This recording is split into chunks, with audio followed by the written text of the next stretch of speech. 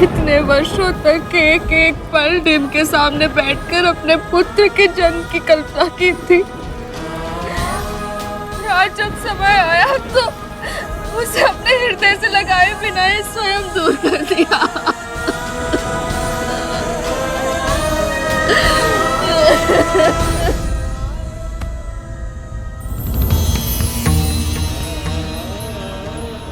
माँ ने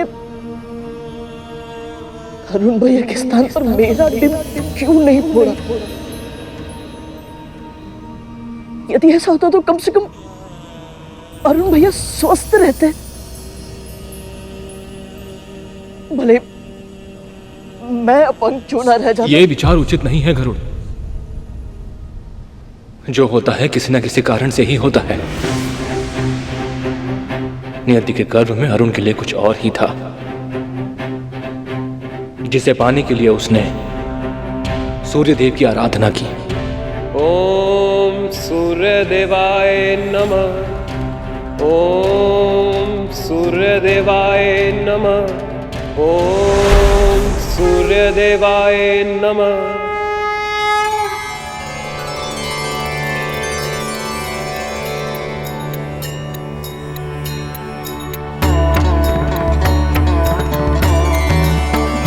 तुम्हारी तपस्या सफल हुई अरुण।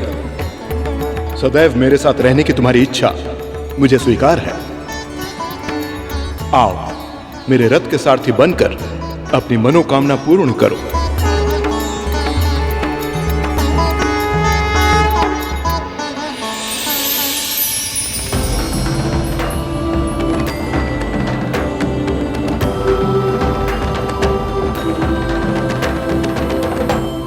सूर्य देव का सारथी बनकर पूरे जगत में प्रकाश फैलाना ही अरुण का भाग्य था, जैसे तुम्हारा भाग्य अपनी मां को दासत्व के अंधकार से मुक्त कराना है।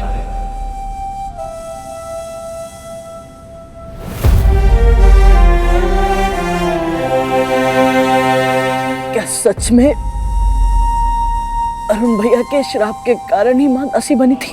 सांसारिक घटनाएं इतनी सरल नहीं होती गरुड़। अरुण ने क्रोध में श्राप अवश्य दिया था, किंतु वो सत्य सिद्ध हुआ मेरी मां कद्रू के कारण। उनके साथ हुई दुर्घटना के बाद भी कद्रू मां बदली नहीं थी। उन्होंने ऐसी परिस्थितियां उत्पन्न की जिनके कारण विंता मां की नियति इतनी दुखद बन गई।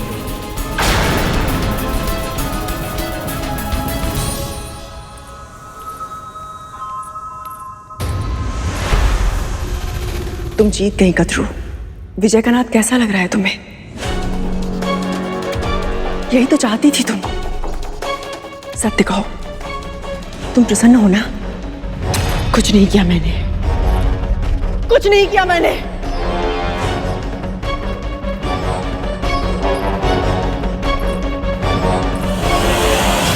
अस्वीकार करने से तुम्हारा किया मिट नहीं जाएगा।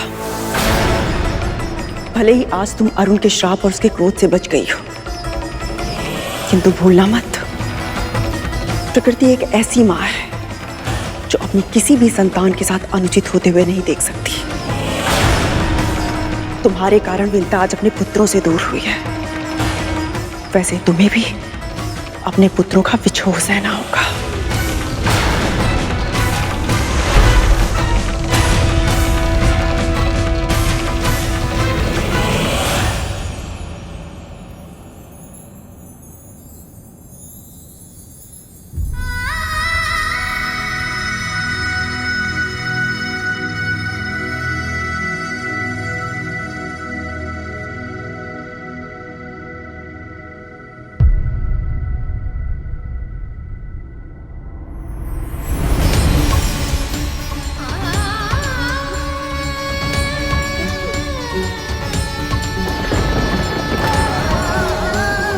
मुझे क्षमा कर दीजिए स्वामी।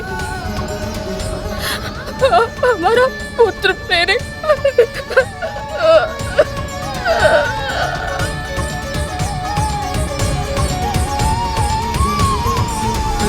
जो हो चुका है उसके विषय में सोचने से कोई लाभ नहीं बनता। अपने आने वाले पुत्र के लिए अपने मन को स्थिर कीजिए और अपने खोए हुए धैर्य को पुनः अर्जित कीजिए। आपसे जो भूल हुई है उसके बाद आपके दूसरे पुत्र के प्रति आपका दायित्व और बढ़ जाता है। अब आपको शारीरिक रूप से ही नहीं, मानसिक और आत्मिक रूप से भी शक्तिशाली बनना होगा, ताकि हमारा पुत्र अरिष्टवर्ग अर्थात अपने 6 विकारों पर सदैव नियंत्रण रख सके, ताकि उसके हृदय में कभी द्वेष, ईर्ष्या और वैर ना आए। और इसके लिए सबसे पहले आपको अपने हृदय से ये सारे विकार हटाने होंगे। अपनी बहन कद्रू को क्षमा करना होगा आपको।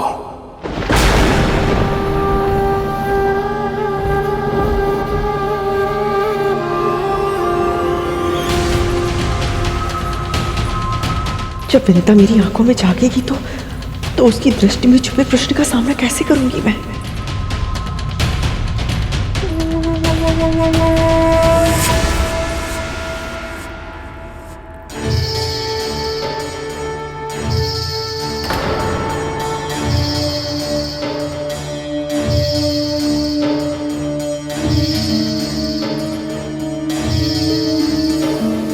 शेष, वासुकी, ये क्या वेश है? मां, हम दोनों परमपिता विष्णु और शिव जी का आशीर्वाद प्राप्त करने के लिए तपस्या करने जा रहे हैं। अनुमति दीजिए मां। प्रभु को तो यहाँ रहकर भी प्रसन्न किया जा सकता है ना? उसके लिए सब कुछ त्याग कर महल छोड़ने की क्या आवश्यकता है? तपस्या तब सफल होती है जब मन शांत हो। और आपके कारण आज जो इस महल में हुआ है, उसके बाद हमें यहाँ शांति नहीं मिल सकती।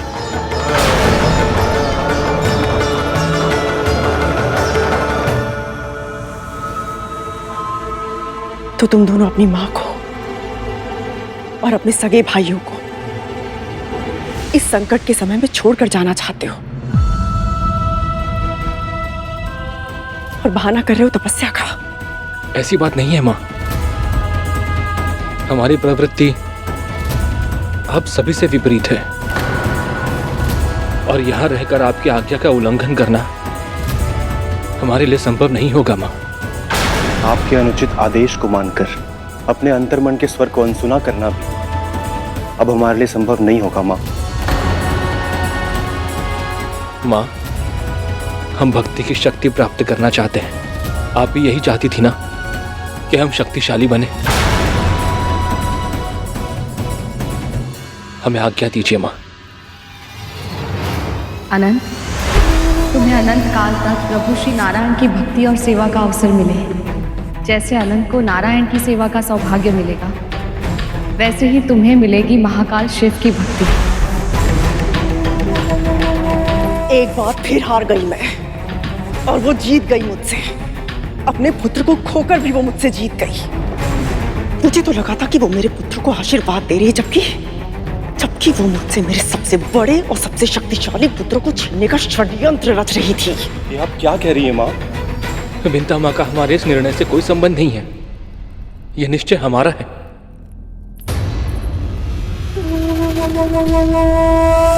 अब भी अपने रक्त का साथ देने के स्थान पर उस कपटी ईर्ष्यालु विनीता का पक्ष ले रहे हो तुम दोनों। ठीक है, जहां जाना चाहते हो जाओ। जहां जाओ सुखी रहना।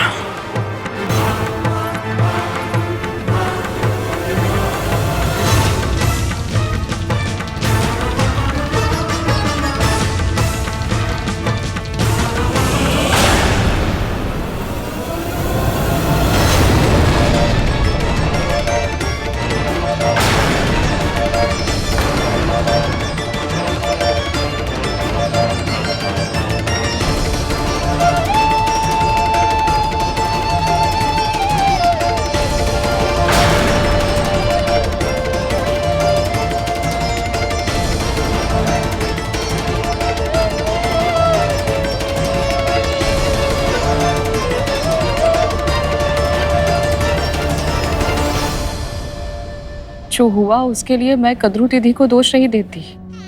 त्रुटि तो मेरी है ना, अपराध तो मुझसे हुआ है। अपने कर्मों के लिए कोई और नहीं, केवल मैं ही उत्तरदायी हूँ स्वामी।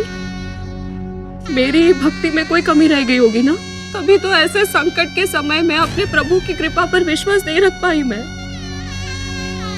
आपसे यही आशा थी विंता। अब आप अपने मन, वचन और कर्म से भगवान विष्णु के भक्ति मार्ग का अनुसरण करें। अरुण के श्राप जितना निष्ठुर है उतना ही परोपकारी भी, और उसके श्राप के कारण आपकी भक्ति और प्रभावी बनेगी। और जब हमारा दूसरा पुत्र जन्म लेगा तो आपके भक्ति के संस्कारों में तप कर कुंदन बनेगा, और केवल आपके दुख का निवारण नहीं करेगा वो, अभी तो सारे जग के दुख का निवारण करेगा।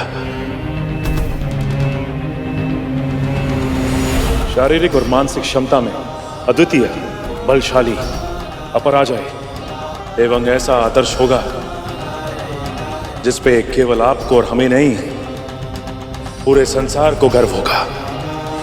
ऐसा पुत्र।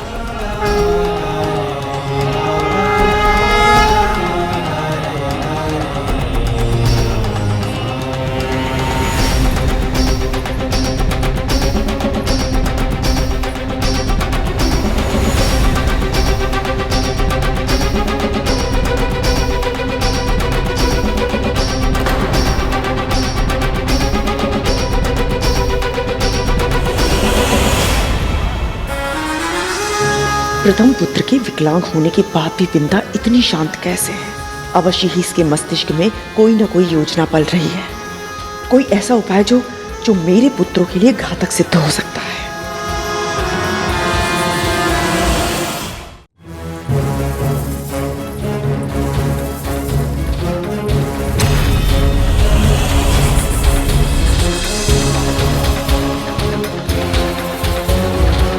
भगवान विष्णु के प्रताप से होने वाली आपकी संतान का वर्चस्व संपूर्ण आकाश में स्थापित होगा। महाबुद्धिमान, महाबलवान, आकाश का इंद्र कहलाएगा वो, आकाश का इंद्र कहलाएगा वो। मां, हम दोनों परमपिता विष्णु और शिव जी का आशीर्वाद प्राप्त करने के लिए तपस्या करने जा रहे हैं।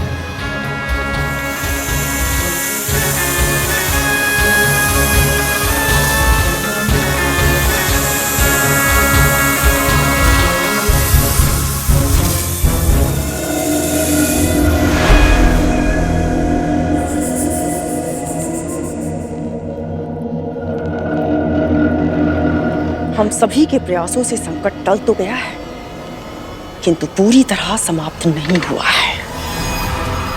आज विंता ने पहला डिंब फोड़कर अपने पुत्र को अर्ध विकसित स्वरूप में जन्म देने के लिए विवश कर दिया, और उसी क्रोध में उसका पुत्र उसे छोड़कर चला गया। ये हमारी विजय है, किंतु उस विजय का बहुत भारी मूल्य चुकाना पड़ा है मुझे।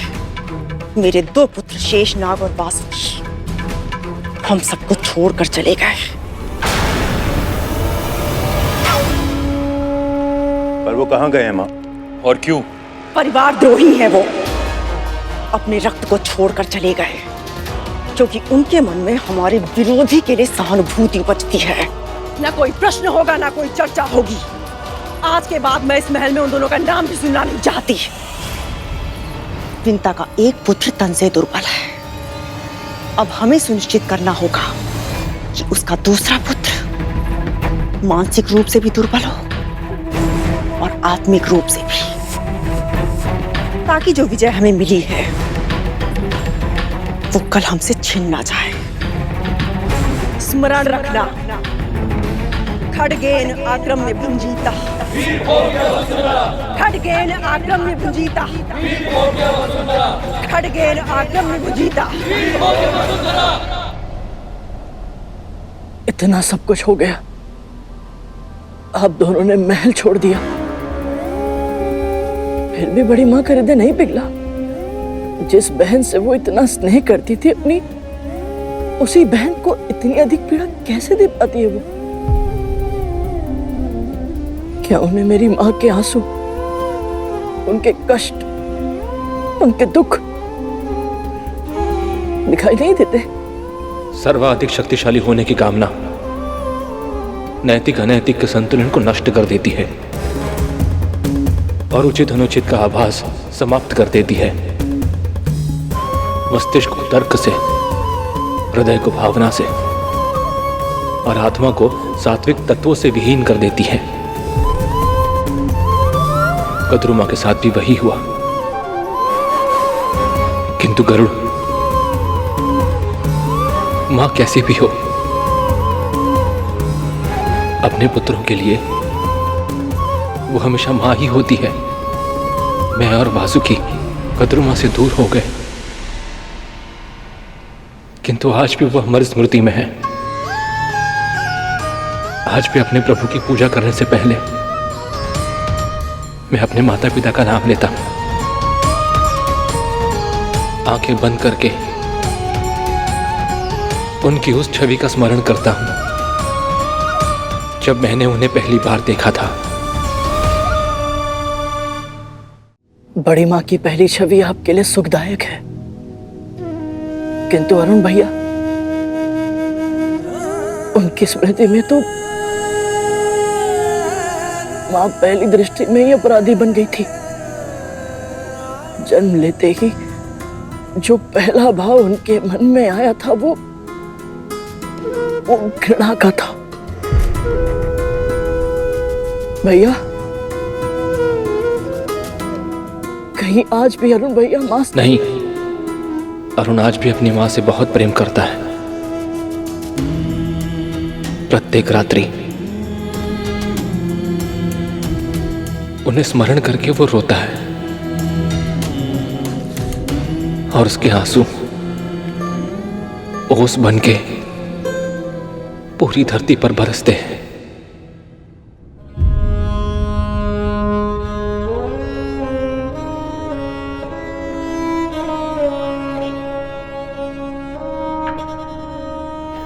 प्रत्येक सुबह सूर्यदेव के निकलने से पहले अरुण स्वयं निकलता है, अपनी मां के दर्शन करके उन्हें प्रणाम करता है।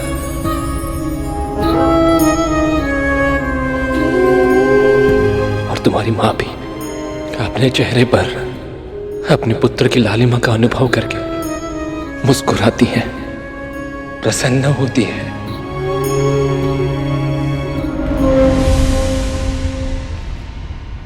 क्या हुआ गरुड़?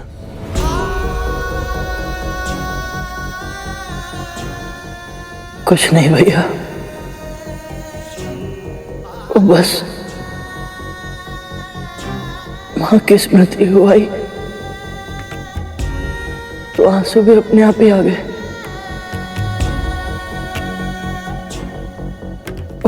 पहली बार मां को बिना बताए इतनी दूर आया हूं। पहली बार मां की पुकार को अनसुना किया है मैंने।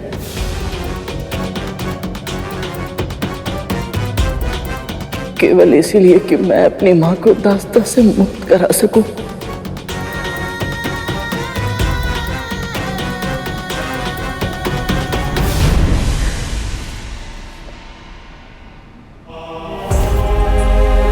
किंतु भैया,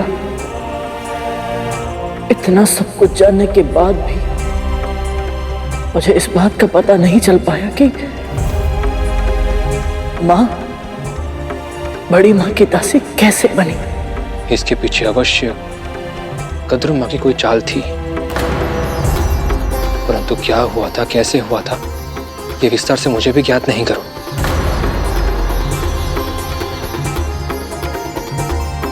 तो क्या मेरी ये यात्रा व्यर्थ हो जाएगी? यदि शेष भैया भी नहीं जानते तो फिर मुझे कैसे पता चलेगा इसके आगे का सत्य? कैसे पूरा होगा मेरा संकल्प? कैसे मुक्त कराऊंगा मैं अपनी मां को दास्ता के जीवन से?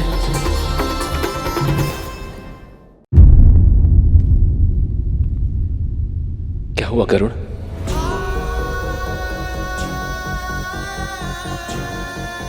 कुछ नहीं भैया, बस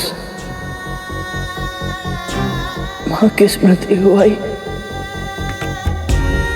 तो आंसू भी अपने आप ही आ गए। किंतु भैया, इतना सब कुछ जानने के बाद भी मुझे इस बात का पता नहीं चल पाया कि माँ, बड़ी माँ की दासी कैसे बनी। इसके पीछे अवश्य कद्रू माँ की कोई चाल थी, परंतु क्या हुआ था, कैसे हुआ था, यह विस्तार से मुझे भी ज्ञात नहीं करो, क्योंकि तब तक मैं और वासुकी हम दोनों ही तपस्या में लीन हो चुके थे। प्रभु की आज्ञा मिलते ही मैं यहां आ गया और तब से मैं यही हूं, प्रभु की साधना से जागने की प्रतीक्षा में व्याकुल, एक सतर्क सेवक की भूमिका निभा रहा। इस बीच कद्रू मां और विंता मां के मध्य क्या हुआ, इसका मुझे ज्ञान नहीं है गरुड़। शेष भैया, मैं बहुत आशा लेके यहाँ आया था। जब तक मुझे माँ की दास्ता का इतिहास नहीं पता चलेगा, मैं उनका भविष्य कैसे बदल पाऊंगा, कैसे ढूंढ पाऊंगा माँ को मुक्त कराने का कोई उपाय। माँ कहती है वैकुंठ से कोई भी रीते हाथ लौटकर नहीं आता, फिर मैं सत्य जाने बिना कैसे चला जाऊं। भैया, कोई तो उपाय होगा, कोई मार्ग, कोई साधन, या फिर वैकुंठ आकर भी मेरी मनोकामना पूर्ण नहीं होगी।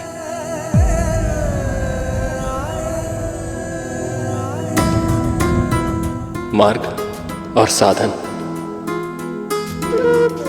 दोनों ही तुम्हारे सामने हैं गरुड़।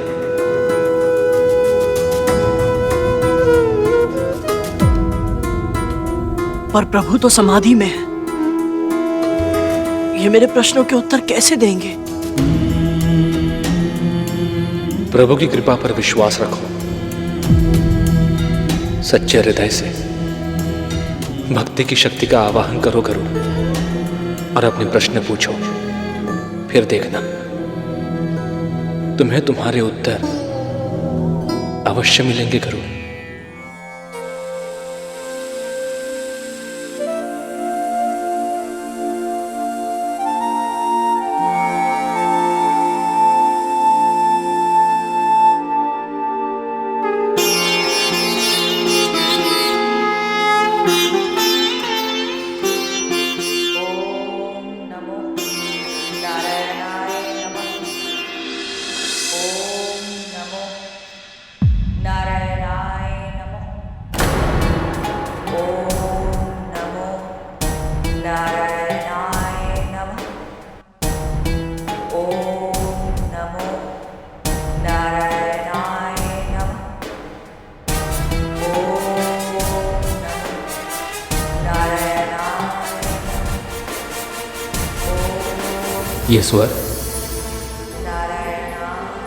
ये स्वर जाना पहचाना लग रहा है।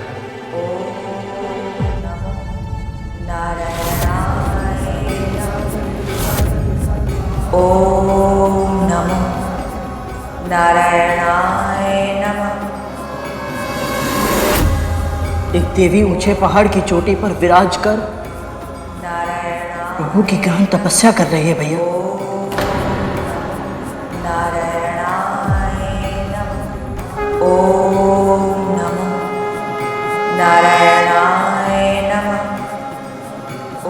ये तो देवताओं की माँ है, अदिति माँ। नारायणाय नमः। ओम नमो नारायणाय नमः। ओम नमो नारायणाय। मार्ग मिल गया गरुड़। विंता माँ के साथ क्या हुआ था, इसका उत्तर तुम्हें अदिति माँ के पास ही मिलेगा। किंतु भैया, वो तो कठोर तपस्या में लीन है। जो कठोर तपस्या में लीन होते हैं ना, उनके दर्शन मात्र से सारी बाधाएं दूर हो जाती हैं। विश्वास रखो गरुड़, अविलंब अदिति माता के पास जाओ। जी भैया। तुम्हें देखकर कितनी प्रसन्नता हुई है कि शब्दों में वर्णन करना संभव नहीं है मेरे लिए। बस अब एक ही प्रार्थना है, शीघ्र अतिशीघ्र विंता मां को उनके कष्टों से मुक्त कराओ और तुम्हें फिर से वैकुंठ आने का सौभाग्य मिले। मेरी भी यही इच्छा है भैया कि भगवान श्री विष्णु के आशीर्वाद से मुझे वैकुंठ आने का सौभाग्य प्राप्त हुआ तो हम दोनों भगवान श्री विष्णु और मां लक्ष्मी के दर्शन एक साथ कर पाए।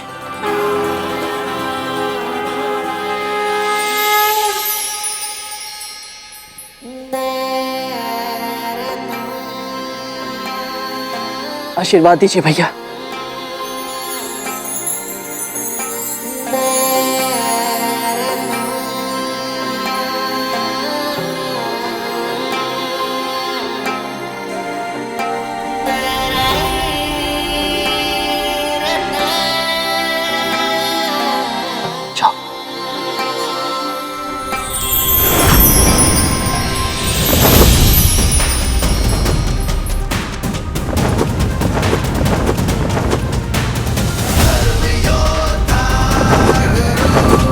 ओम विष्णवे नमः। ओम विष्णवे नमः। ओम विष्णवे नमः। ओम विष्णवे नमः। ओम विष्णवे नमः। ओम विष्णवे नमः। घी समाप्त हो रहा है।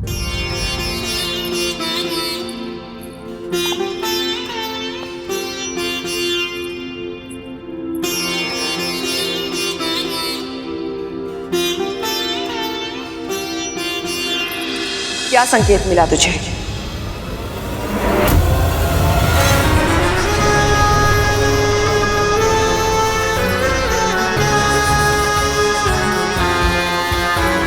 मैं जानती हूं गरुड़ के साथ तेरा आत्मिक संबंध है। उसका हृदय पुकारता है और तेरा हृदय सुनता है। जन्म से पहले ही तू उसकी पुकार सुन लेती थी। अब बता कहां है वो? इस माँ का हृदय केवल इतना जानता है कि उसका पुत्र जीवित है। वो कहाँ है ये नहीं जानता, पर मैं पता लगा सकती हूँ महारानी। यदि आप मुझे अपने पुत्र को ढूंढने जाने दें तो मैं अवश्य ही उसे लेकर आपके पास लौट आऊंगी। ये एक माँ का वचन है।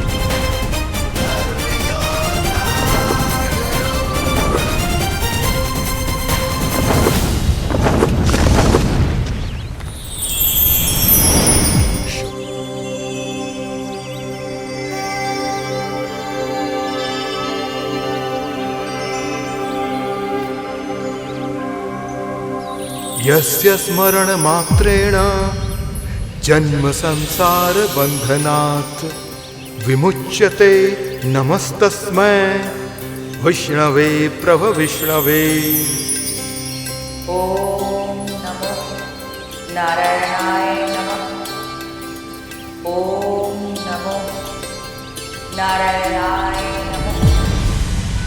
मुझे जाने दीजिए महारानी, वो अभी छोटा है, मुझे उसकी चिंता। मुझे तनिक भी नहीं हो रही है चिंता।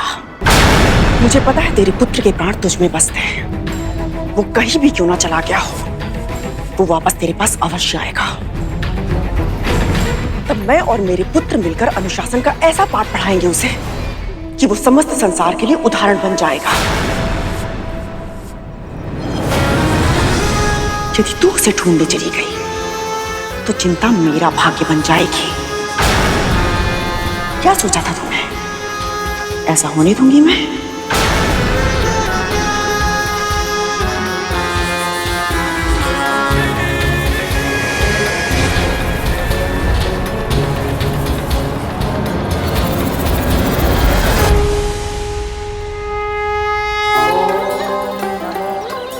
नारायणाय नमः। अविकाराय शुद्धाय नित्याय परमात्मने सदैक रूप रूपाय विष्णवे सर्वजिष्णवे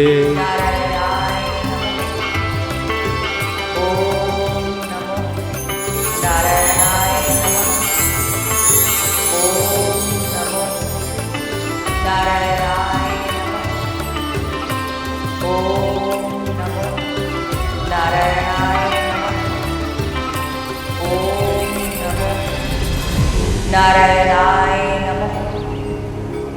ओम नमो नारायणाय नमः।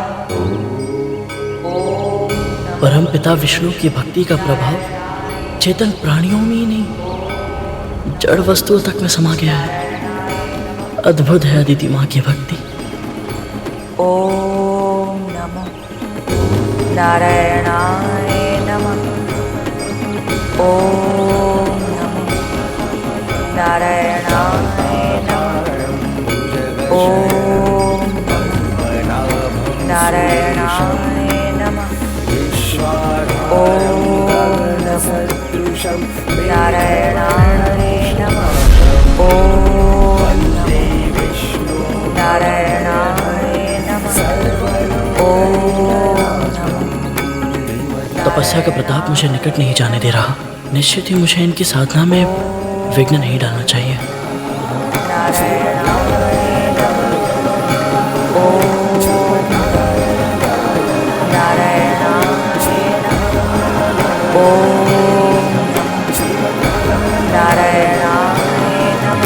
ओम नमो नारायणाय नमः।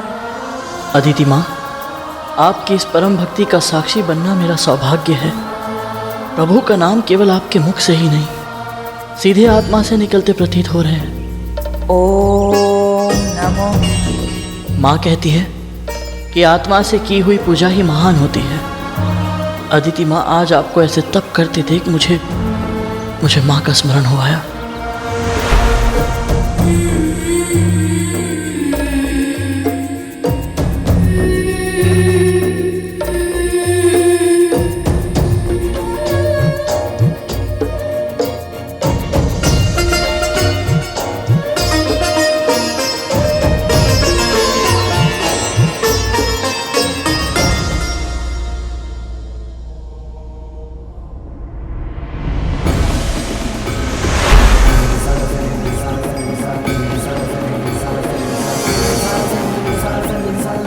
पहली बार इतने अधिक समय तक माँ से दूर रहा हूँ, और वो भी उनकी इच्छा के विरुद्ध।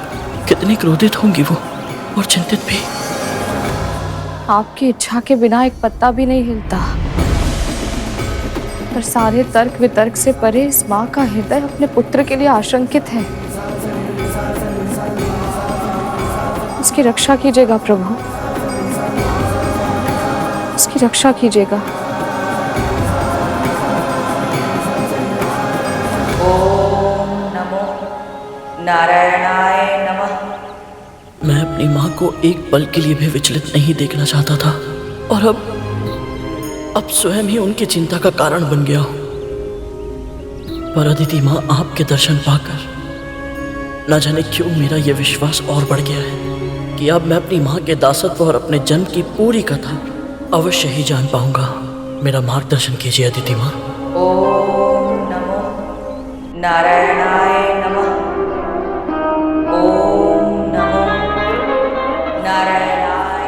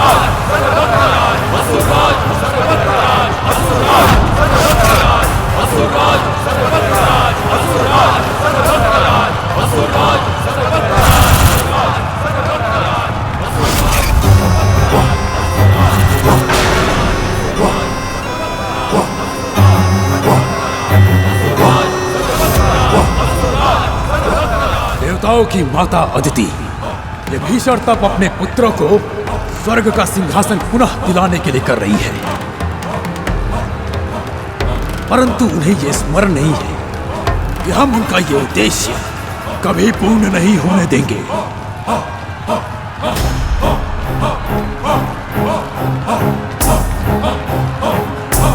हमें उनका ये तप भंग करना है ताकि स्वर्ग ही नहीं लोक पर केवल हमारा राज हो, केवल और केवल हम असुरों का राज।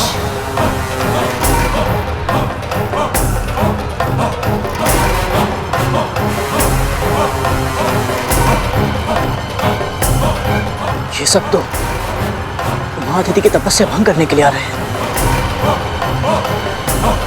और यदि ऐसा हुआ तो भगवान श्री विष्णु का, उनके भक्तों का और स्वयं भक्ति का अपमान होगा। मैं क्या करूं?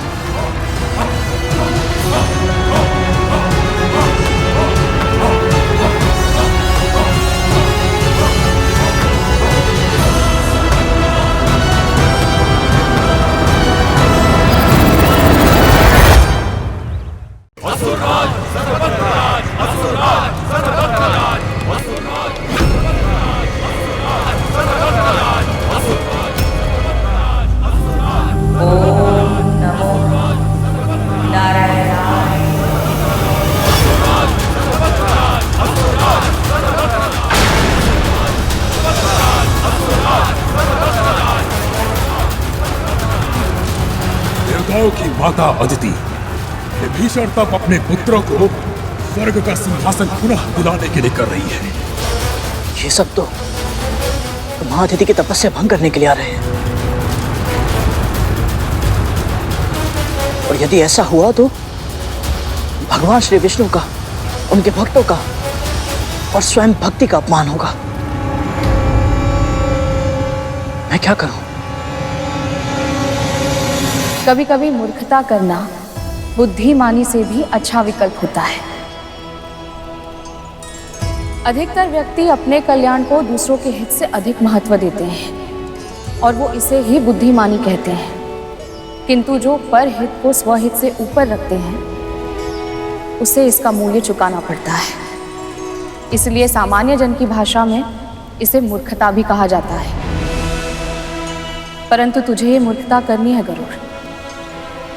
जब कभी परोपकार का अवसर आए, संभव है अन्य व्यक्ति हिचकिचाए, पर तू मत झिझकना। कोई भी कारण क्यों ना हो, तू कभी परोपकार करने से पीछे मत हटना।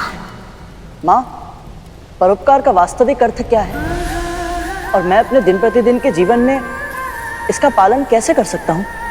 स्वयं का हित सोचे बिना केवल दूसरों के हित के लिए किया गया कार्य ही परोपकार होता है।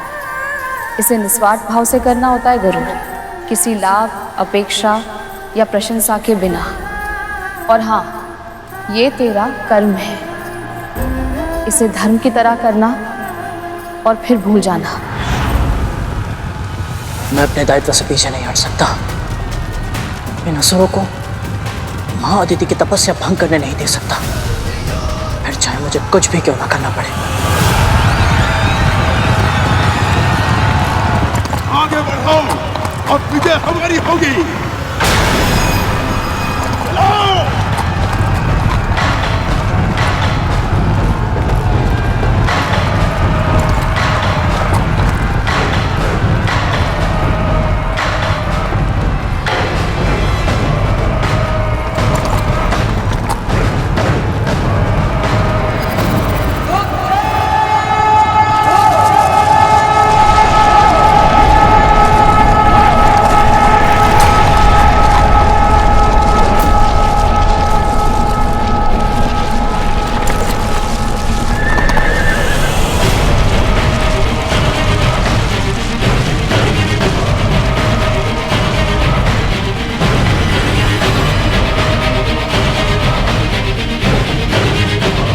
यहाँ तो कोई देवता भी नहीं है।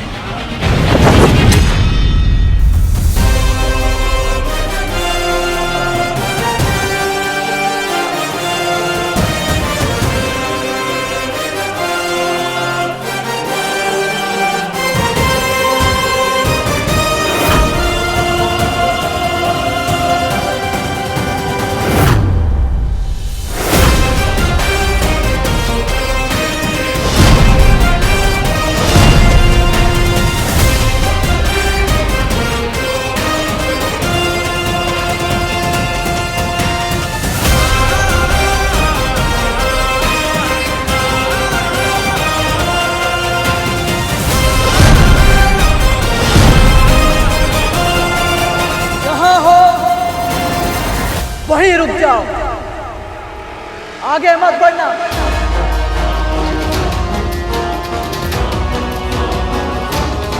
नहीं तो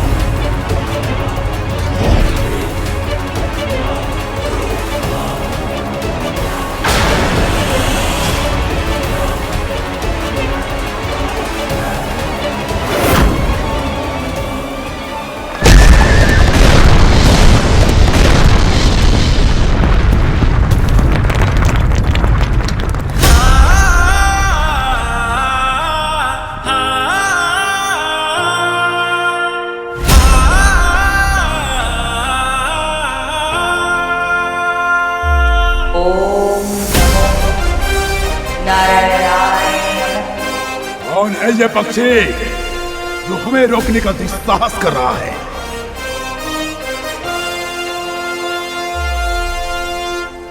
आप सभी के चरणों में ये भाला आपके प्रति मेरे सम्मान का प्रतीक है। मैं युद्ध नहीं करना चाहता, इसीलिए विनम्र अनुरोध कर रहा हूं, कृपा आगे ना बढ़े।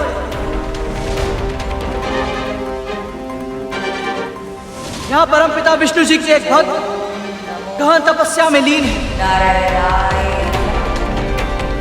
उनकी साधना में विघ्न डालना अधर्म होगा।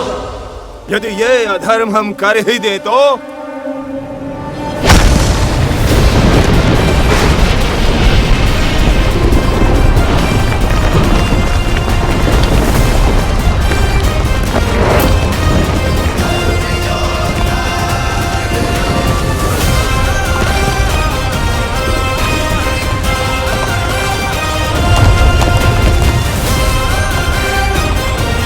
यह मेरी तीसरी और अंतिम चेतावनी है। इसके बाद भी किसी ने आगे बढ़ने का निर्णय किया तो परिणाम अच्छा नहीं होगा। अब इस दुस्साहसी को दंड देना ही होगा। अब इस दुस्साहसी को दंड देना ही होगा।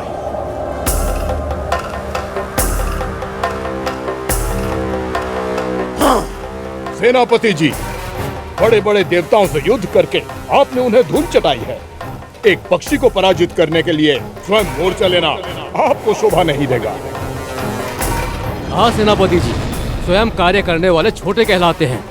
बड़ा बनना है तो शत्रु तक अपना दूत भेजना होगा। वाह, क्या सुझाव है। उत्तम विचार है सेनापति जी। सही कहा माली सुमाली। अब समय आ गया है कि हम अपने शक्ति का प्रदर्शन करें। लगता है मेरा संदेश इन्होंने सुना तो, किंतु समझा नहीं। अब दूत को अच्छे से समझाना होगा।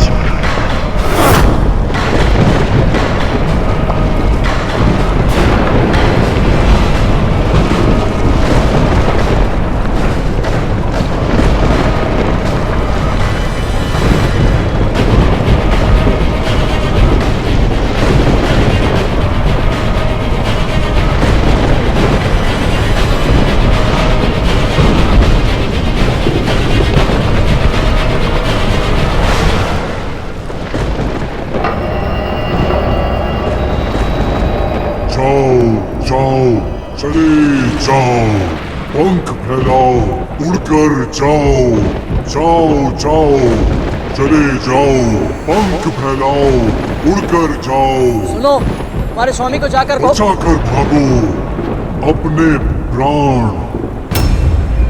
सेनापति कर रहे हैं सावधान, सुनो ध्यान से, झटपट जाओ, फिर ना मिलेगा रक्षादान। सुनो, समझो, हमारी विजय का बज रहा है गगन भेदी शंख, क्रोध से हमारे भस्म होगा, जिस पर तुम्हें है गर्व वो पंख। वो कह रहे हो मुझे शीघ्र अतिशीघ्र अदिति का तप भंग करना है, पर ये पक्षी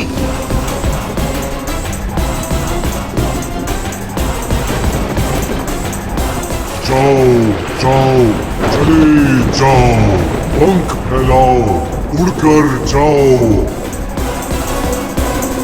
जाओ जाओ चले जाओ।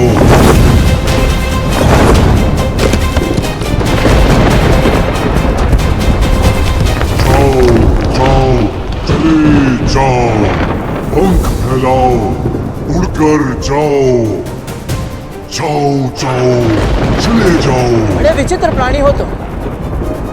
यदि ईश्वर ने बोलने के लिए एक मुख दिया है तो सुनने के लिए दो कान भी तो दिए हैं, उनका भी प्रयोग किया करो। और दूत का कार्य केवल संदेश देना नहीं होता, उत्तर पहुंचाना भी होता है। अब तुम मेरा संदेश अपने दोनों कान से और पूरे ध्यान से सुनो। हो सके तो अपने सेनापति को भी जाके समझा देना।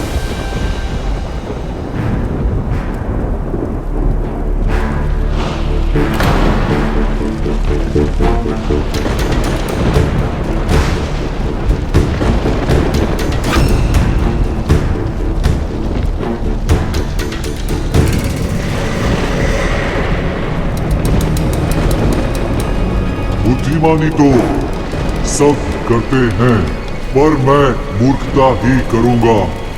अन्य सभी हिचकिचाते होंगे, पर मैं तनिक भी ना डरूंगा। मेरी माँ ने सिखाया है ये परम संस्कार, धर्म की तरह करना है मुझे परोपकार। इस तप की रक्षा का लिया है मैंने संकल्प, युद्ध भी अवश्य करूंगा यदि ना रहा कोई विकल्प। अवश्य ही ये उस पक्षी का संदेश है सेनापति जी।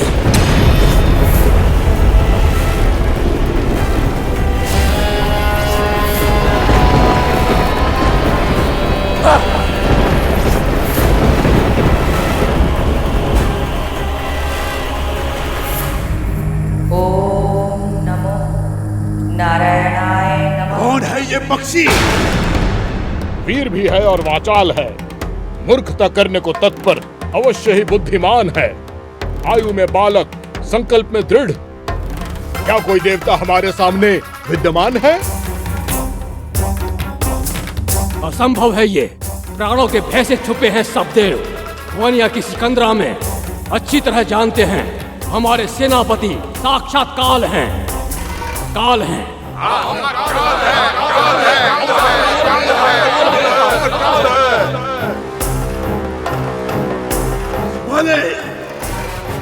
अर्जित समय में की गई कर्णप्रिय बातें अच्छी नहीं होती। ये कौन है और किसके कहने पर आया है, ये हमें पता करना होगा।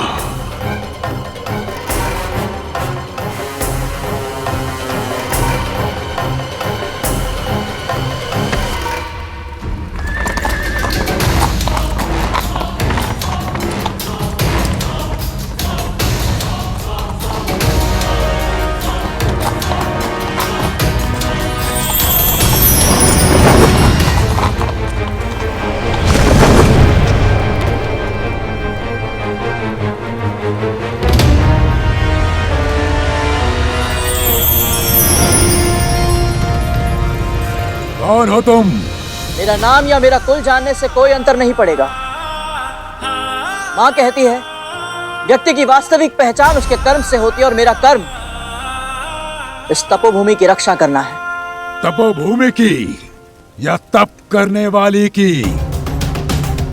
उसके पुत्र पहले ही कायरों के भांति अपने प्राणों को बचाकर कहीं छिपे हुए हैं, तो तुम अपने प्राणों की आहुति क्यों देना चाहते हो? संबंध ही क्या है तुम्हारा उसके साथ? धर्म का संबंध है मेरा।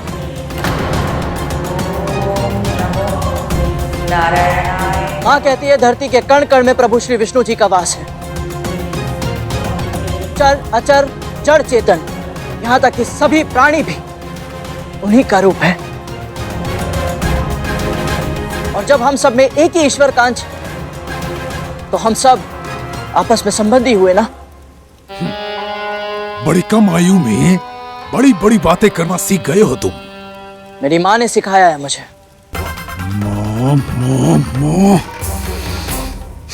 अद्भुत, अद्भुत। इतनी अच्छी और सुंदर बातें सिखाने वाली कौन है तुम्हारी माँ? और कौन है तुम्हारे पिता? किसके पुत्र हो तुम? फिर से परिचय पर आ गए, तो फिर एक और बात जान लो। पहले परिचय देने वाला दुर्बल कहलाता है। मेरा बल मेरे भुजाओं की शिराओं में है। तू अपना परिचय देने से हिचक रहा है। मैं देता हूं अपना परिचय। असुर सेनापति हूं मैं, महान ऋषि कश्यप और माता दीदी का पुत्र बजरंग।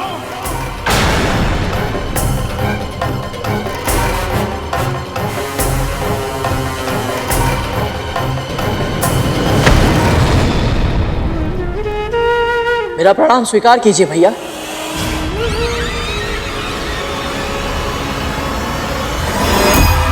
भैया? महर्षि कश्यप और मां विनता का दूसरा पुत्र गरुड़ हूं मैं।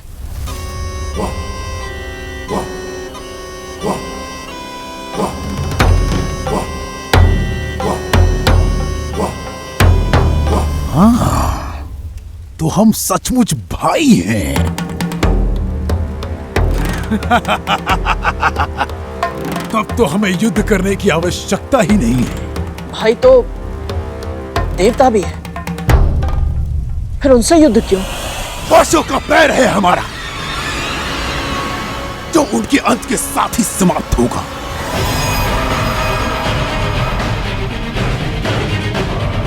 तो उनका पक्ष मत ले करो, हमारे साथ हो जा। मैं तेरी शक्तियों से प्रभावित हूं। मैं तुझे अपनी सेना में ऊंचा पद दूंगा। आजा मेरे साथ। आपने मेरे विषय में सोचा, इतना अच्छा प्रस्ताव दिया, इसके लिए आपका धन्यवाद भैया। किंतु पद और प्रतिष्ठा के लोभ में आकर मैं अपना कर्तव्य नहीं भूल सकता।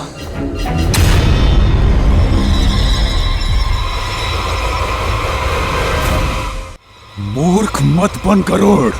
मां ने सिखाया है, कभी कभी मूर्खता करना बुद्धिमानी से भी अच्छा विकल्प होता है। और क्या लाभ होगा मूर्खता से? अपना भला सोच गरुड़। हम असुर तुझे स्वर्ग का सुख प्रदान करेंगे। स्वर्ग का। मेरा स्वर्ग, मेरा सुख मेरी मां के चरणों में ही है।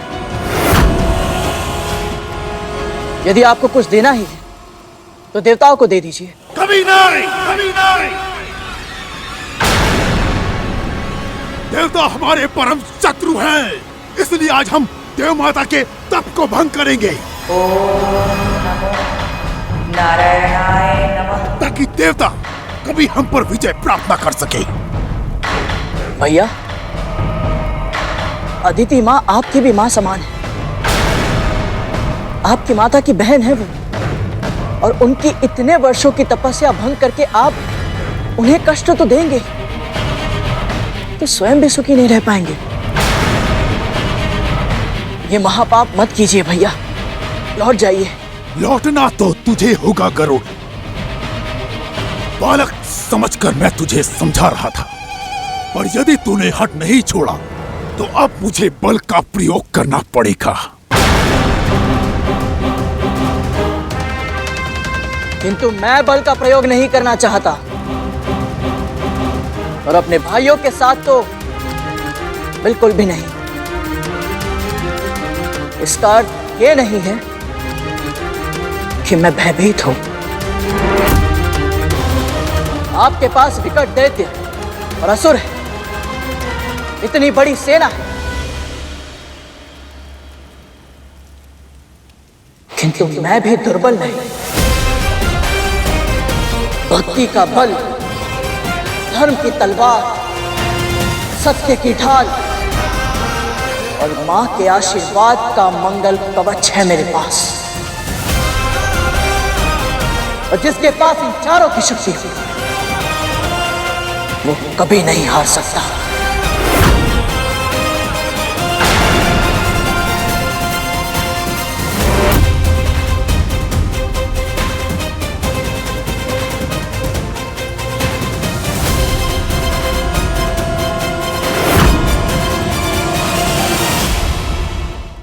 भक्ति का बल, धर्म की तलवार, सत्य की ढाल और मां के आशीर्वाद का मंगल कवच है मेरे पास। और जिसके पास इन चारों की शक्ति हो, वो कभी नहीं हार सकता।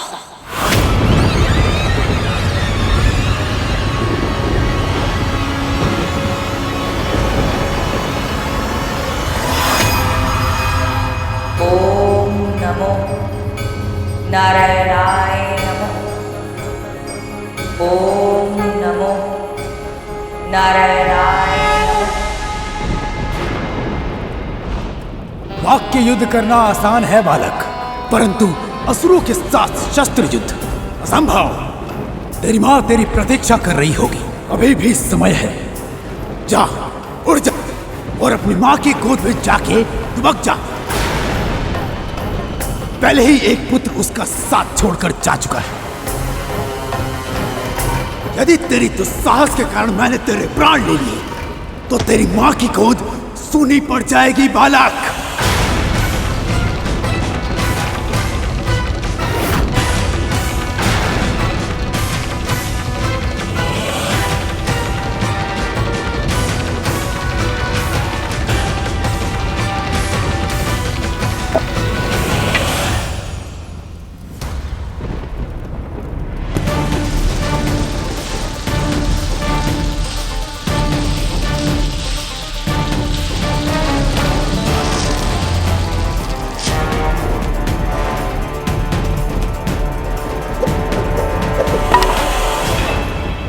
प्राणों की चिंता में परोपकार से मुंह नहीं मोड़ सकता मैं।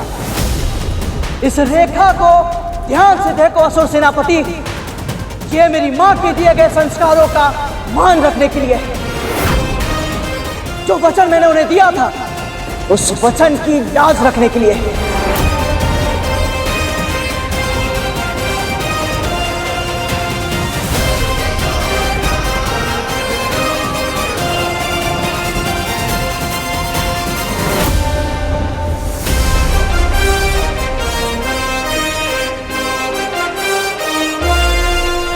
यदि आपकी सेना का कोई एक भी योद्धा मुझे पराजित करके इस रेखा को पार कर लेगा, तो मैं स्वयं अपनी हार मानकर यहां से चला जाऊंगा।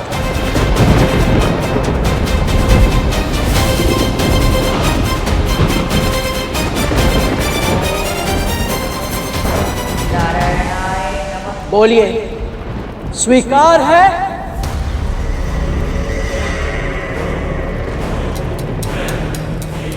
अति किसी भी वस्तु की बुरी होती है बालक, और तेरे इस अत्यधिक आत्मविश्वास ने मेरी समस्या को अपने आप ही दूर कर दिया। असुर सेना को ललकारा है तूने, और वो भी इस तुच्छ रेखा से।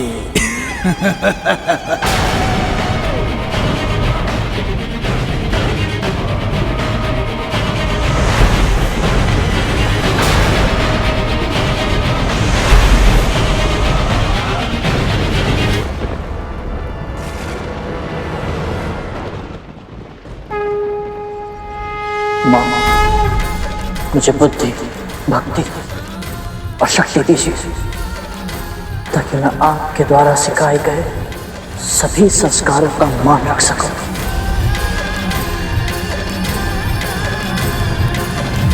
माता विंता का पुत्र गरुड़ है ये। जैसे उनका पहला पुत्र शारीरिक रूप से दुर्बल था, अवश्य ही ये मानसिक रूप से दुर्बल है। इसने हमें चुनौती दी है, हमें। यदि इसकी खींची हुई सीमा रेखा को हमने पार कर लिया तो ये अपना पराजय स्वीकार कर हमारे मार्ग से हट जाएगा। अल्पायु में ही स्वयं पर इतना गर्व? क्या इसमें है देवताओं या विष्णु का कोई षड्यंत्र? षड्यंत्र की गंध को सूंघना वज्रांग अच्छी तरह जानता है सुमाली, पर ये पक्षी तो केवल मौं मौं मौं के रट लगाए हुए है। इसे इसकी मां के पास भेजने के लिए हमारे साधारण सैनिक ही पर्याप्त है।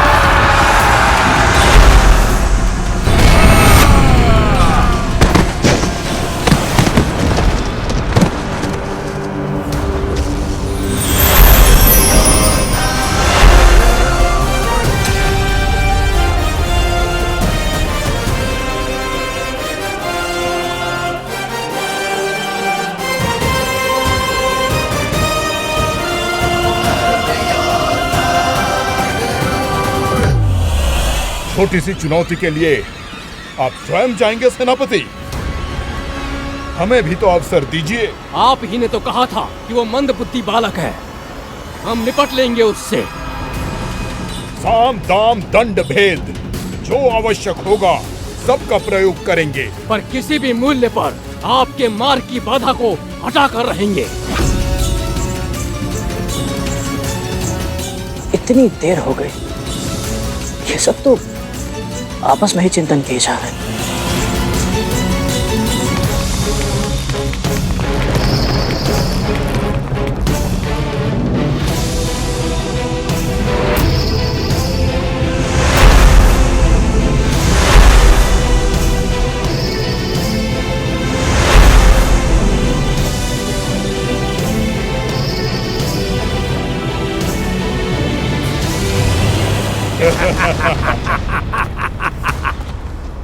ऐसे आश्चर्यचकित होकर क्या देख रहे हो छोटे भाई? हम तुम्हारे लिए भोजन लाए हैं। ना जाने कब से प्रहरी बने बैठे हो, ना कुछ खाया है और ना कुछ पिया है, इसलिए तो तुम्हारे लिए ये भोजन लाए हैं। लो, अच्छे से खाओ और अपनी भूख मिटाओ। फिर तुम आराम से अपनी माँ की संस्कारों की कथा सुनाना। हम अपनी माँ की बातें कहेंगे, तुम अपनी माँ की बातें बताना।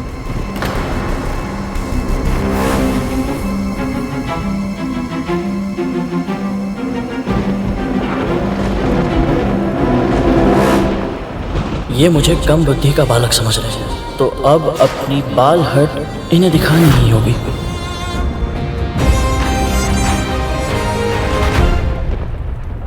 भोजन? आप दोनों का बहुत बहुत बहुत धन्यवाद। आपको पता है, मुझे बहुत समय से भूख लगी थी और ये भोजन तो दिखने में इतने अत्यधिक स्वादिष्ट है, तो स्वाद भी अच्छा ही होगा। अवश्य अवश्य। किंतु क्षमा करें, वो क्या है ना कि ये भोजन मैं ग्रहण नहीं कर सकता। हाँ? आप कृपया काम करें, आप ये भोजन उन्हें दे दीजिए जो इसे खा सकते हैं। हाँ? ऐसा कैसे? ना ना ना ना, ये भोजन केवल हम तुम्हारे लिए लाए हैं, तुम्हें इसे ग्रहण करना ही होगा। भोजन को व्यर्थ मत करो, अपनी माँ की शिक्षा का स्मरण करो। अन्न का अनादर करना महापाप होगा। भले ही इनकी नियत में खोट है, पर ये दोनों कह तो सही रहे, अन्न का उपयोग नहीं होगा तो अनादर कहलाएगा। पर यदि मैं ये भोजन देने के लिए किसी उपयुक्त पात्र को खोजने जाऊंगा तो ये दोनों मेरी खींची रेखा पार करके चुनौती जीत जाएंगे और अदिति माँ का तप भंग कर देंगे। तो फिर क्या करूँगा?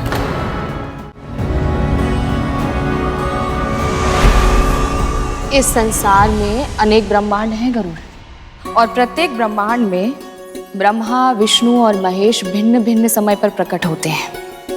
इन त्रिदेवों से अधिक महत्वपूर्ण स्थान है आदि शक्ति, सर्वशक्ति माँ ललिता का।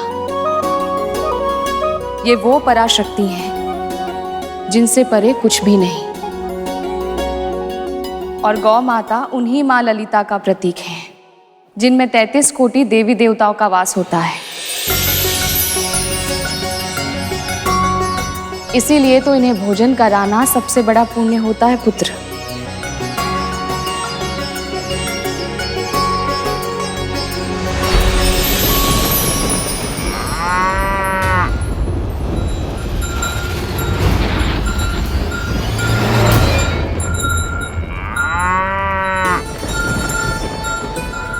प्रणाम गौ माता।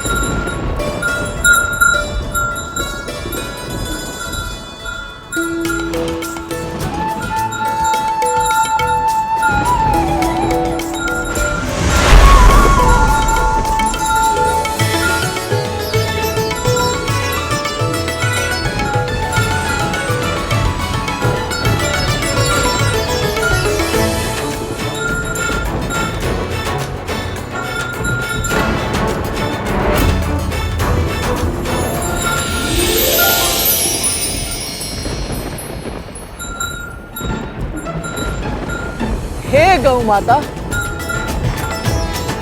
मेरे असुर भाइयों की ओर से ये स्वादिष्ट भोजन ग्रहण कीजिए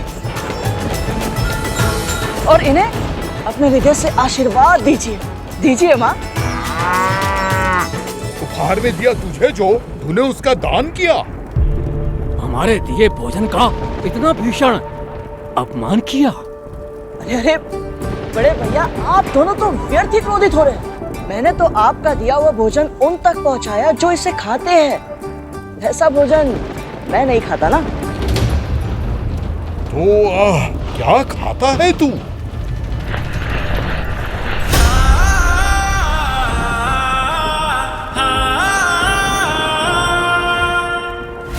आप जानना चाहते हैं मैं क्या खाता हूँ?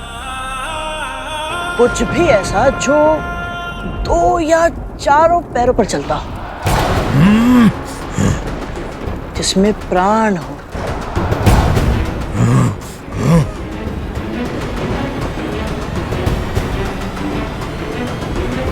वैसे आप दोनों मेरे खाने के लिए उपयुक्त हैं। हाँ, तो बोलिए, दोनों में से पहले किसे खाओ? जीवा संभाल बालक, जानता नहीं किससे बात कर रहा है तू। अबोध है तू, स्वयं ही अपनी मृत्यु को आमंत्रित कर रहा है।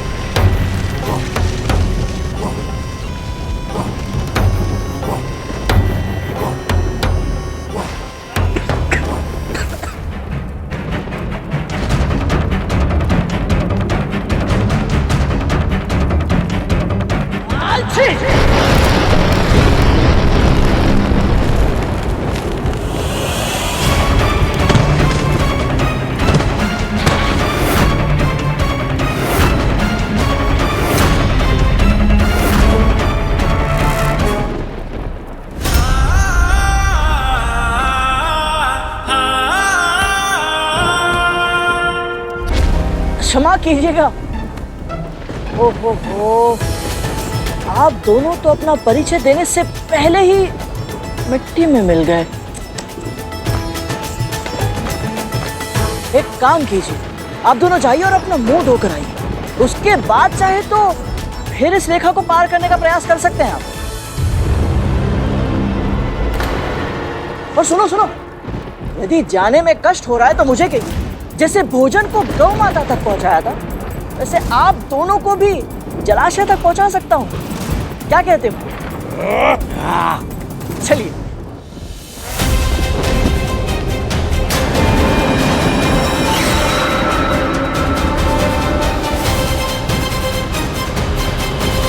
ये माली सुमाली भांति भांति के यत्न प्रयत्न कर उस पक्षी को उड़ाने गए थे। कहीं उसके बातों में फंसकर अपना उद्देश्य तो नहीं भूल गए। तू हमारी खिल्ली उड़ा रहा है? जानता है, ये समस्त सृष्टि हमारे नाम से थर थर कांपती है। सचमुच? हाँ, मैंने अभी अभी पूरे ब्रह्मांड की 7 लोकों की यात्रा की और आपके नाम से कांपने वाला तो छोड़ो, कोई जानने वाला तक नहीं है। और सच कहूं तो आप दोनों इस समय मुझे बहुत ही अधिक भयभीत लग रहे हैं। भयभीत? हम दोनों? तुझसे? मैं तो एक माध्यम हूं बड़े भैया। आप सब एक माँ की भक्ति की शक्ति से भयभीत हो रहे हैं, इसीलिए तो इतनी बड़ी सेना लेकर इनकी तपस्या भंग करने के लिए आए।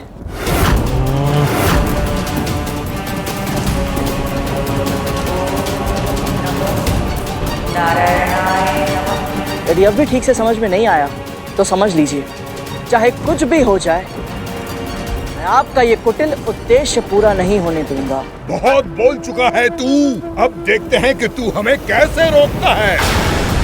तेरी चुनौती में तुझे ही हराएंगे और तू बालक की तरह रो देगा।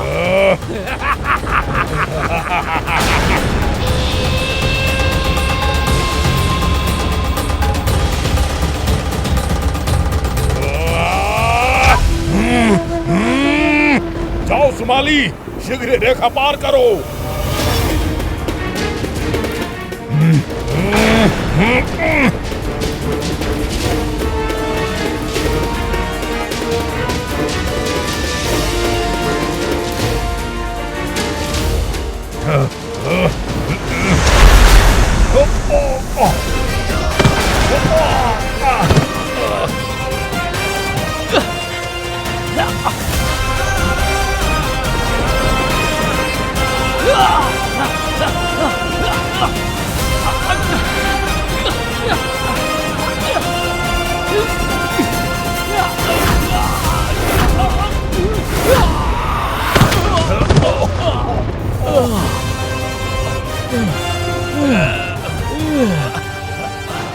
सुमाली, हम 2 हैं और ये 1 है। मैं इधर से जाता हूँ, तू उधर से जा।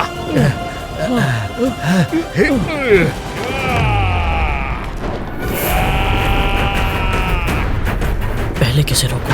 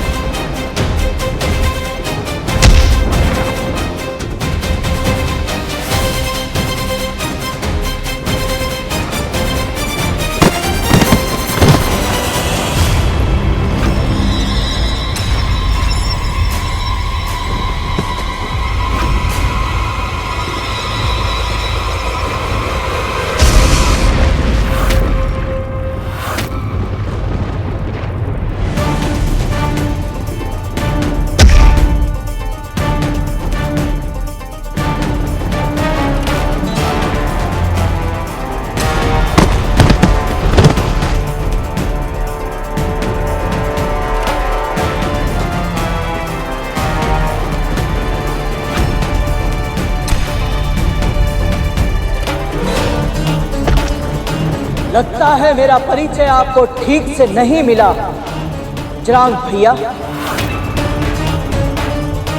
मैं कोई सामान्य पक्षी नहीं जो आप जैसे राक्षसों के धमकाने से उड़ जाऊं। मां विंता का पुत्र हूं मैं और धर्म की रक्षा करना मेरा कर्तव्य है। धर्म की रक्षा के लिए मैं प्राण दे भी सकता हूं और प्राण दे भी सकता हूं,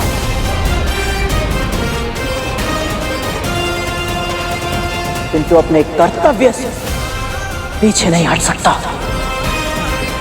आपको जो करना है कीजिए, जितने योद्धा भेजना है भेजिए। तो जब तक मेरे तन में रक्त की एक भी बूंद है, इस रेखा को कोई पार नहीं कर सकता।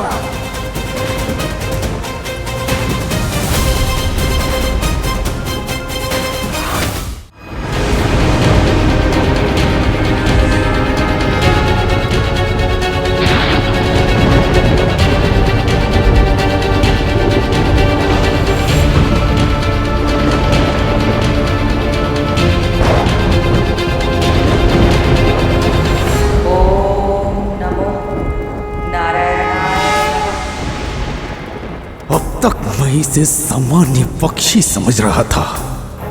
ये मेरी भूल थी। अब मैं इसका सामना ऐसे करूंगा जैसे अपने समान शक्तिशाली शत्रु का किया जाता है। अब जय या पराजय नहीं होगी, अब होगा केवल विनाश, केवल विनाश, केवल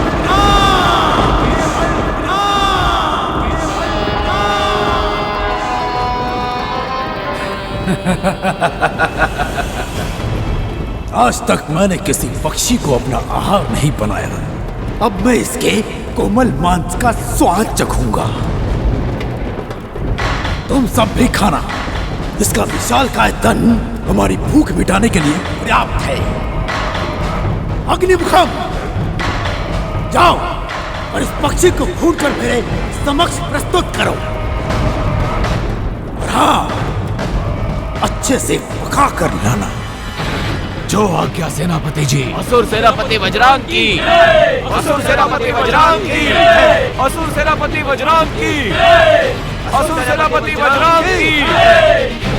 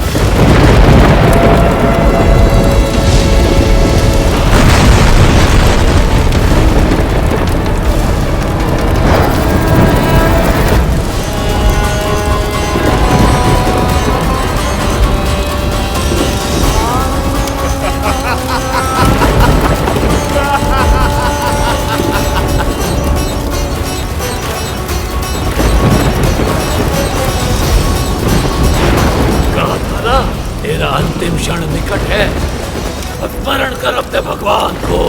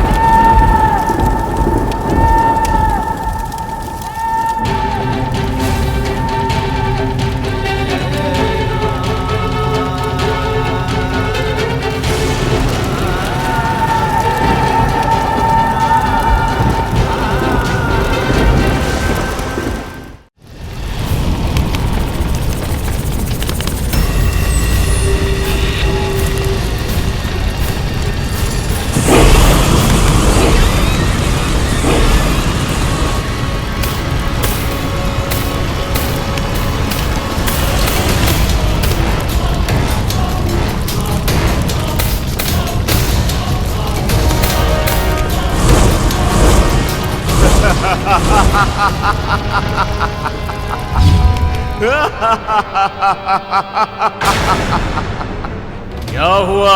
पंख जल गया पक्षी? त्वचा को कष्ट पहुंचा? इस कष्ट को अनुभव कर और सोच कि जिसकी एक सांस तेरी ये स्थिति कर सकती है, उसे क्रोध आ गया तो तेरा क्या होगा? अभी भी समय है पक्षी, उड़ जा यहाँ से और अपनी जान बचा ले। मैंने प्रण लिया है कि मेरी अंतिम सांस तक इस तपोभूमि की रक्षा करूंगा। तो फिर अब तू अंतिम सांस लेगा इसी क्षण।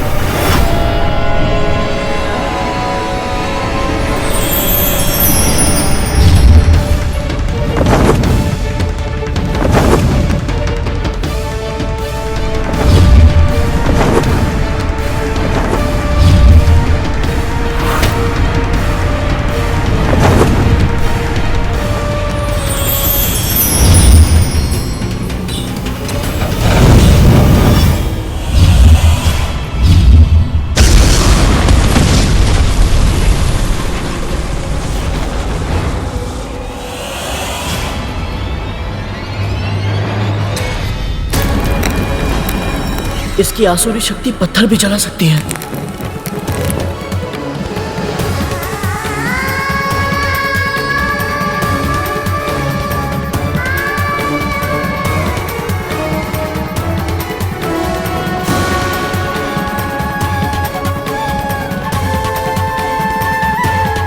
इस राक्षस की अग्नि से तापमान बढ़ रहा है, कहीं अदिति माँ की तपस्या भंग ना हो जाए।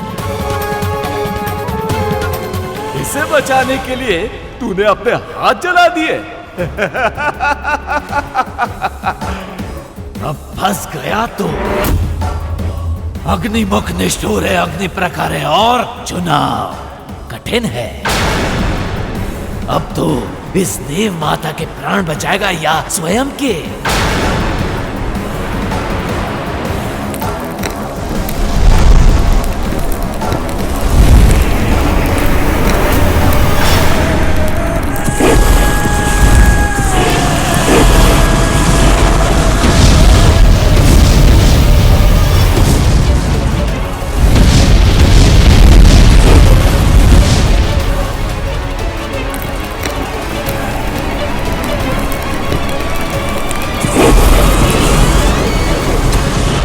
हे परमपिता, मैं क्या करूं? यदि मैं अदिति माँ की रक्षा नहीं कर पाया तो माँ को अपना मुख कैसे दिखा पाऊंगा? और यदि मैं ही जीवित नहीं बचा तो फिर कभी अपनी माँ से नहीं मिल पाऊंगा, उनके चरण छूकर आशीर्वाद नहीं ले पाऊंगा। तू कहाँ है गरुड़?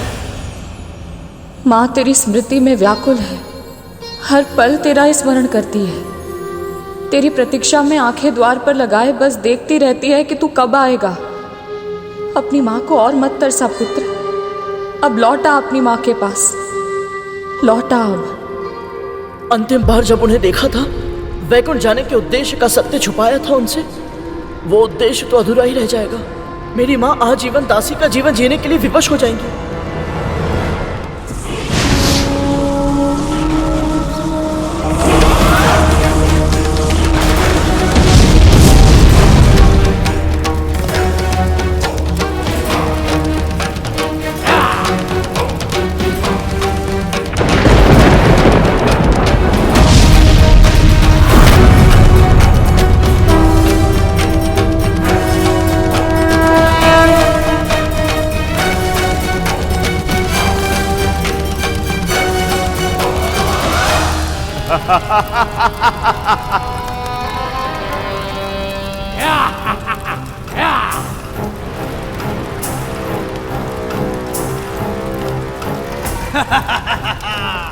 उत्तम, अति उत्तम अग्निमुखम, तुमने अपने शत्रु का सर्वनाश कर दिया, अपनी उपयोगिता सिद्ध कर दी तुमने। बधाई हो सेनापति, आप अपने उद्देश्य में सफल रहे।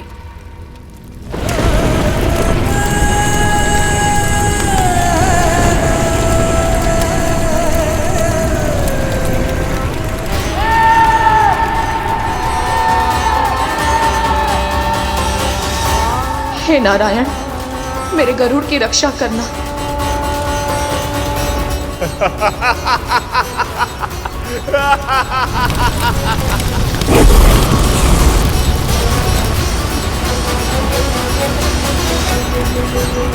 कहा था ना, तेरा अंतिम क्षण निकट है।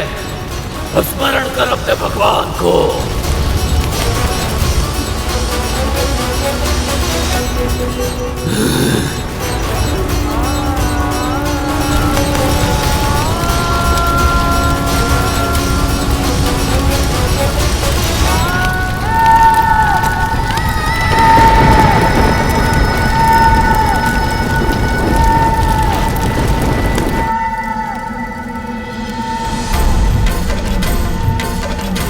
गरुड़,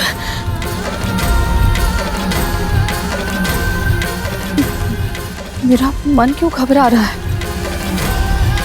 कहीं ये किसी दुर्घटना की चेतावनी तो नहीं है? प्रभु, मेरी आशंका का समाधान कीजिए, मुझे कोई संकेत दीजिए।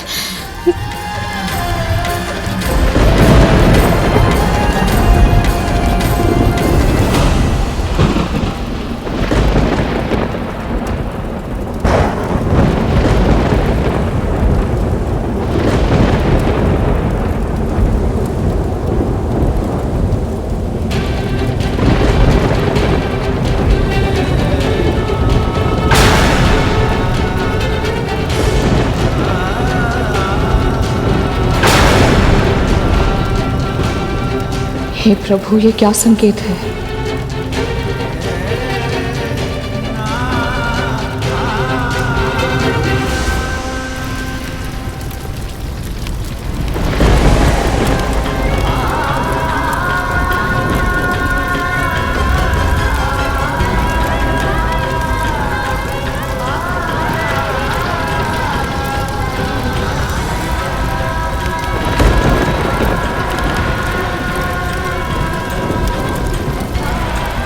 मुझे क्षमा कर अम्मा।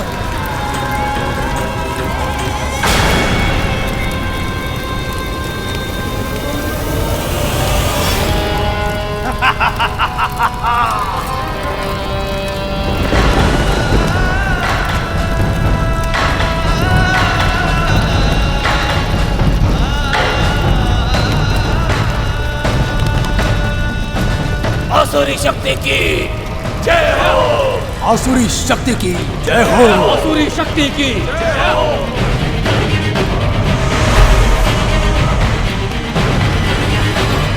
असुर सेनापति वज्रांग की जय। असुर सेनापति वज्रांग की जय। असुर सेनापति वज्रांग की जय।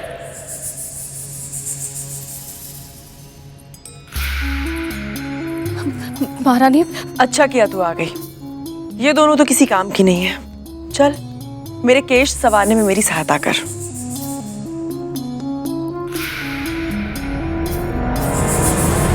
महारानी, मुझे लगता है गरुड़ के साथ कुछ अनहोनी हुई है। क्या हो गया? उसके प्राण पखेरु उड़ गए क्या? दीदी,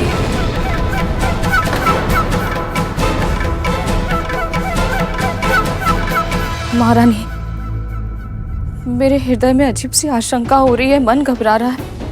कम से कम ऐसे में तो गरुड़ के बारे में कुछ अनुचित मत कहिए। मुझे आभास हो रहा है कि मेरा पुत्र अवश्य किसी भीषण संकट में फंस गया है। तुझे आभास हो रहा है? कैसे? अब आइए मेरे साथ।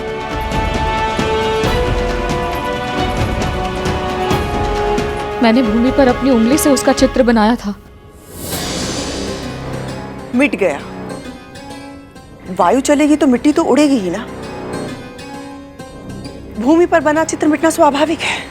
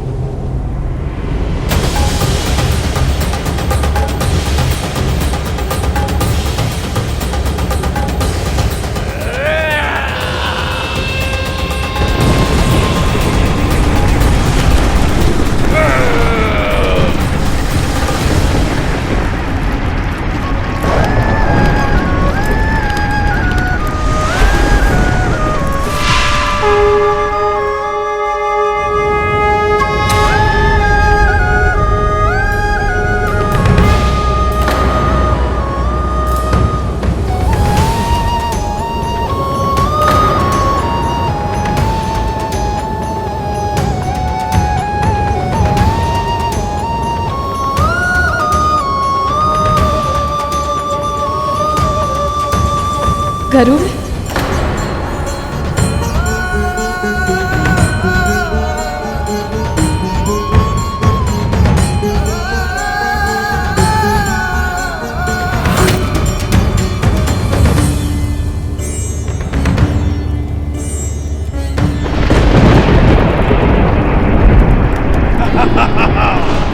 असुरी शक्ति की जय हो। असुरी शक्ति की, असुरी शक्ति की।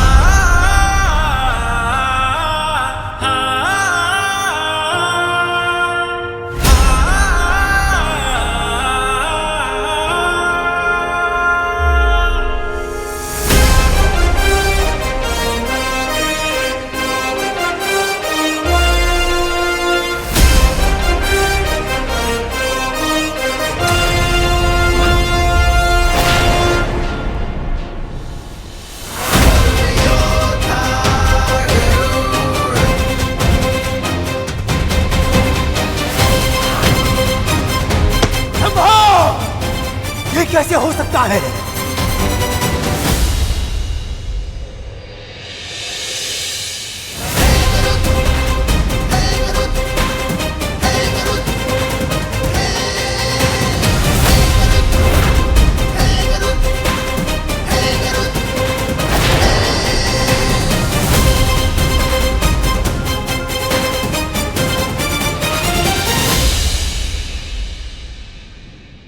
कहा था ना मैंने, मां विंता का पुत्र हूं मैं। धर्म की रक्षा के लिए प्राण दे भी सकता हूं और प्राण दे भी सकता हूं। जब तक मैं अपना वचन पूरा नहीं कर देता, अपनी मां को दास्ता से मुक्त नहीं करा देता, तब तक मृत्युराज यम भी मेरे प्राण हरण नहीं करेंगे।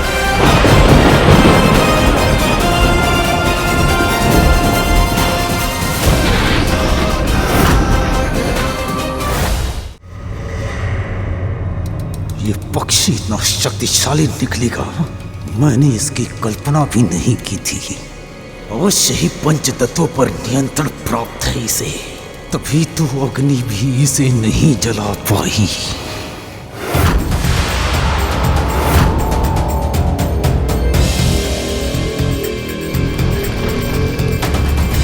लगता है समय व्यर्थ करना मूर्खता है, अब कुछ और करना होगा।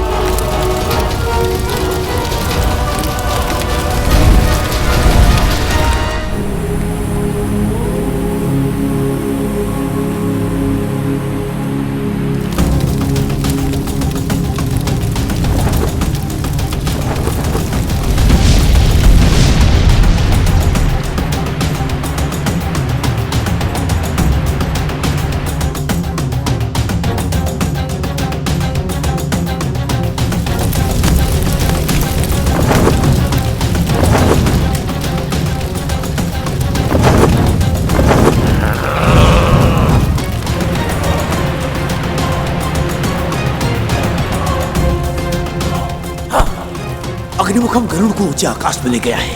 यही सही समय है असुरों, जाओ लक्ष्य को प्राप्त करो, उस सीमा को पार करो, जाओ।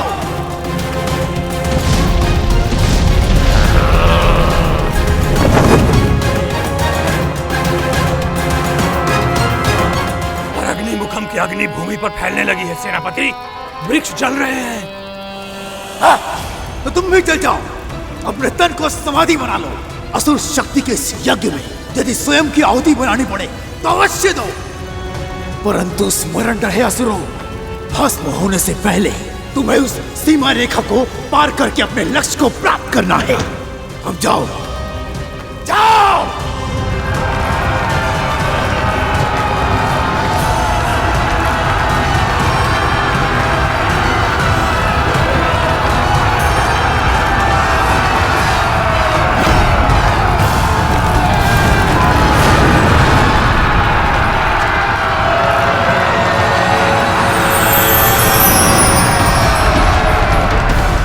यदि मैं नीचे जाकर असुरों का सामना करता हूं तो अग्निमुखम आकाश से उड़कर अदिति मां की तपस्या भंग कर देगा,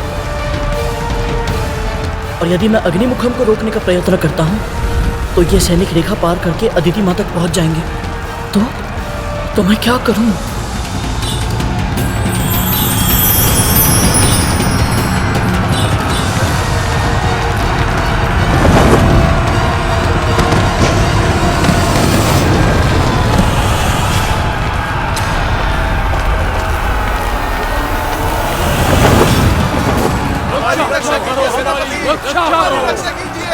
आगे बढ़ो असुरों, पार करो उस रेखा को।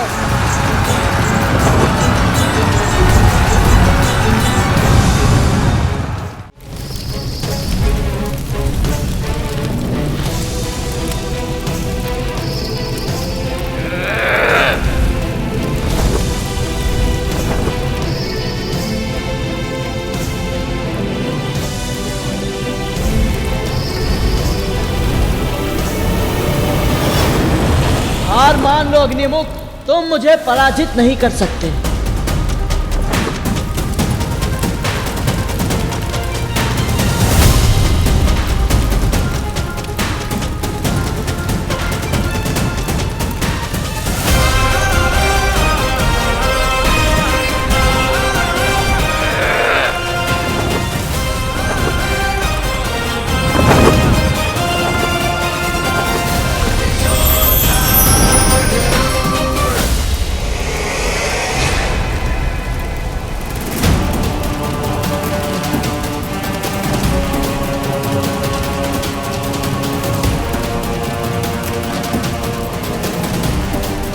देख क्या रहे हो तुम? मुझे तो क्या, मेरी छाया को भी नहीं छू सकते अग्निमुख।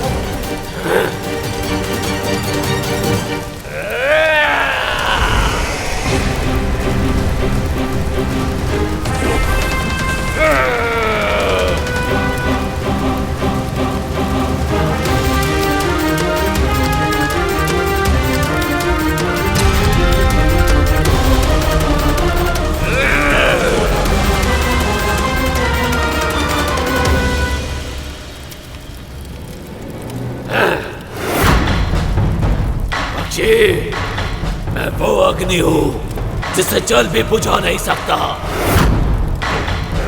अपनी पराजय स्वीकार कर ले, मैं तुझे प्राण दान दे दूंगा।